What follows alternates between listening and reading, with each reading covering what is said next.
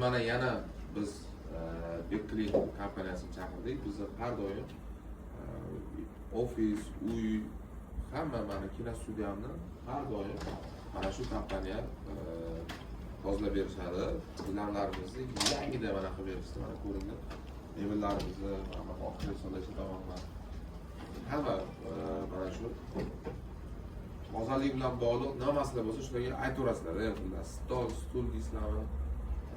Keyin misol uchun mana divanlari rang oladi, misol uchun nimadir yopishib qoladi gilamlarga hammasini tozalab berishadi. Changlardan tortib o'sha nechilar oila yillab bilan yig'ilgan misol uchun katta hovlida burchatkalar bor, hammasini qilib berishadi. Bekcleandan albatta foydalaning, chunki men kerakli ma'lumotli narsalarni reklama qilib keldi bugun.